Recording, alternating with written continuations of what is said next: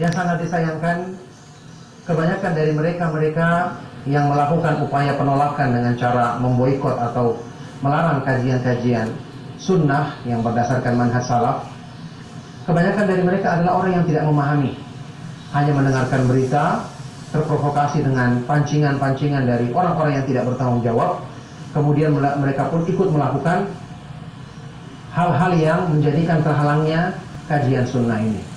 Apakah mereka tidak takut dengan ancaman dari azab Allah Subhanahu wa ta'ala yang memerintahkan kepada kita untuk tidak boleh melakukan hal-hal yang seperti ini, apalagi berhubungan dengan sunnah Rasulullah SAW?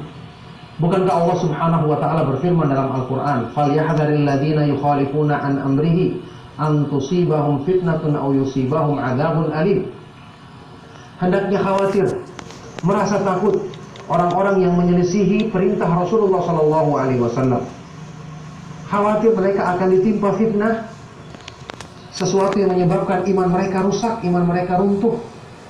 Ditimpa fitnah atau ditimpa azab yang pedih dari sisi Allah Subhanahu wa ta'ala. Kita renungkan, orang yang menyimpang dari sunnah ya, bisa menjadi sebab rusaknya agamanya, bisa menjadi sebab turunnya azab Allah Subhanahu wa ta'ala kepada dirinya. Bagaimana lagi orang yang menentang ketika sunnah Rasulullah SAW disebarkan? Ini sangat dikhawatirkan akan menjadi sebab fitnah yang besar bagi mereka. Kita kenal bersama sahabat yang mulia Abu Bakar As-Siddiq radhiyallahu ta'ala anhu, yang merupakan teladan dalam berpegang teguh dengan sunnah Rasulullah SAW. Sewaktu beliau di dalam sebuah athar yang sahih riwayat Imam Abu Dawud pernah mengatakan, "Lastu tarikan syai'an kana Rasulullah SAW ya'malu bihi illa wa amiltu bihi wa inni khasyitu in taraktu syai'an min amrihi an azig." Tidaklah aku pernah meninggalkan sunnah, sesuatu yang pernah diamalkan oleh Rasulullah SAW, kecuali aku berusaha mengamalkannya. Karena aku khawatir kalau saya meninggalkan sesuatu dari perintah Rasulullah SAW, menyebabkan aku akan menyimpang dari jalan Allah Subhanahu wa ta'ala. Ini meninggalkan sunnah. Bagaimana dengan perbuatan orang yang menentang untuk penyebaran sunnah Rasulullah SAW? Ingat, penyebaran sunnah berarti menyebarkan wahyu dari Allah Subhanahu wa ta'ala. Tidakkah kita takut, tidakkah kita khawatir akan menimpa orang-orang yang menentang hal ini seperti menimpa kaum-kaum yang mendustakan seruan para nabi dan para rasul alaihi wassalatu wassalam? Kenapa Anda tidak teliti terlebih dahulu? Kenapa tidak klarifikasi terlebih dahulu? Bukankah itu yang diperintahkan dalam Al-Quran? Ya ayyuhalladzina amanu in ja'akum fasiqun binaba'in fatabayyanu an tusibu qauman bijahalatin fatusbihu ala ma fa'altum nadimin.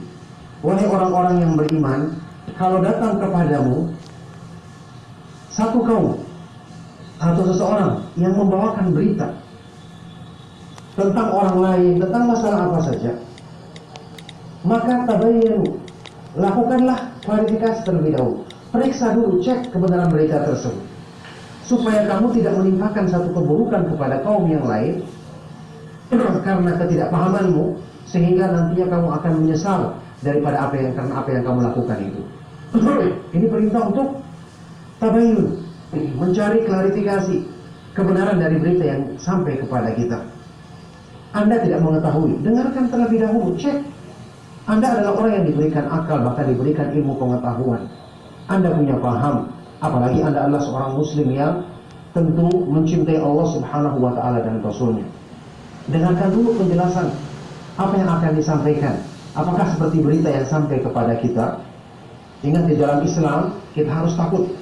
Ada hal-hal yang bisa menggugurkan amal, seperti yang Allah Subhanahu wa ta'ala terangkan ya di awal-awal surat Al-Hujurat, ya ayyuhalladzina amanu la tarfa'u aswatakum fawqa sawtin nabiy wa la tajharu lahu bil qawli kajahri ba'dikum li ba'din an tahbata a'malukum wa antum la tash'urun. Wahai orang-orang yang beriman, janganlah kamu meninggikan suaramu di atas suara Nabi Muhammad SAW Dan janganlah kamu la tajharu lahu bil qaul, mengucapkan ucapan yang keras di hadapannya, di hadapan Rasulullah sallallahu alaihi wasallam, sebagaimana kalian saling berbicara dengan keras antara satu sama yang lain. Karena nanti akan bisa menggugurkan amal-amalmu, membatalkan amal-amal perbuatanmu dalam keadaan kamu tidak menyadarinya. Orang yang meninggikan suara, mengeraskan suara saya di depan Rasulullah sallallahu alaihi wasallam bisa menjadi sebab gugurnya amalnya. Nah, bagaimana orang yang sengaja berpaling dari sunnah Rasulullah SAW, bahkan menentang, menghalangi penyebaran sunnah Rasulullah SAW? Kenapa Anda tidak berusaha untuk bersikap hati-hati dalam masalah ini, bersikap pelan-pelan dalam masalah ini?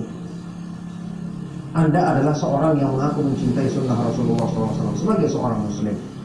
Tentunya Anda menginginkan sunnah Rasulullah SAW tersebar, ya. Dan yang menyebarkannya tidak mesti harus ustadz yang kita kagumi atau kiai yang kita pandang sebagai dekat dengan kita atau yang kita kagumi misalnya.